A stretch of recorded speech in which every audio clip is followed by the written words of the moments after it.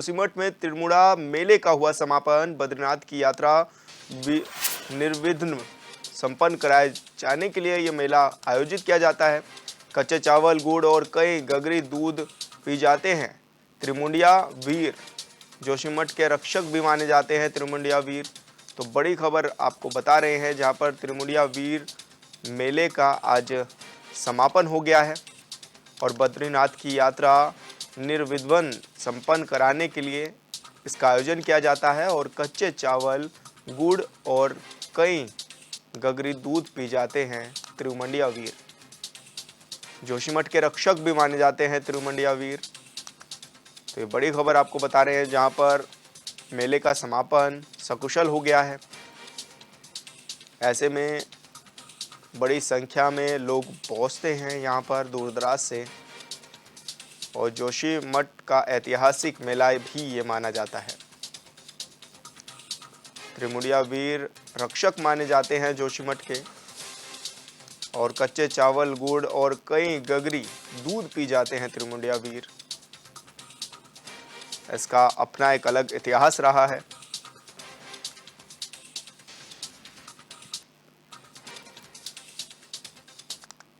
और संवाददाता हिमांशु गौड़ हमारे साथ लाइव जुड़ चुके हैं। हिमांशु, क्या कुछ मान्यता है मेले की और आज इसका समापन भी हो गया है?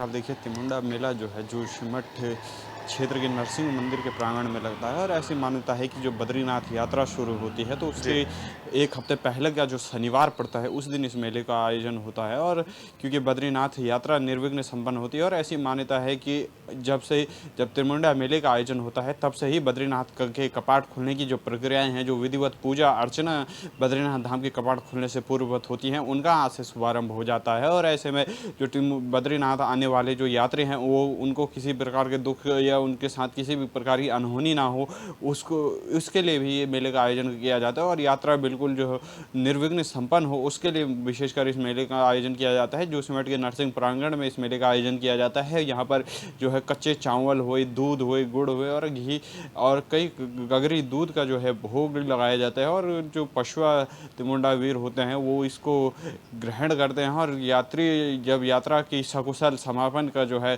वचन लोगों को देते हैं कि अब जो यात्रा होगी वो निर्विघ्न संपन्न होगी। तो ऐसे में बड़ी संख्या में लोग भी यहाँ पर पहुंचते हैं, दूर दराज से लोग आते हैं और एक अलग संस्कृति को सजोए हुए है ये मेला।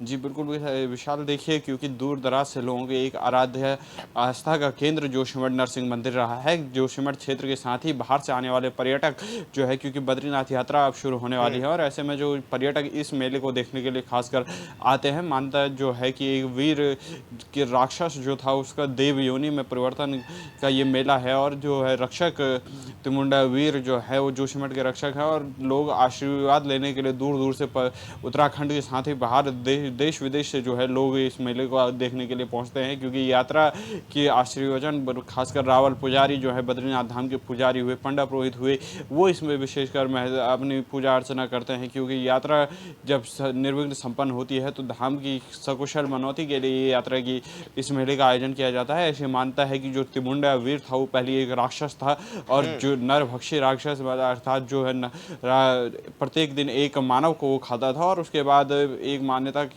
अनुसार जो है उसके बाद त्रिमुंडा वीर को जो है दूध और गुड़ का भोग लगाया गया और यात्रा निर्विघ्न संपन्न कराने की मनौती मांगी जाने लगी। अच्छा, स्थानीय लोगों की क्या कुछ मान्यताएं रहती हैं? क्या स्थानीय लोग मानते हैं? क्योंकि आज भी जिस तरह से ये मेला मनाया जा रहा है, अपनी संस्कृति को दिखाता है ये मेला।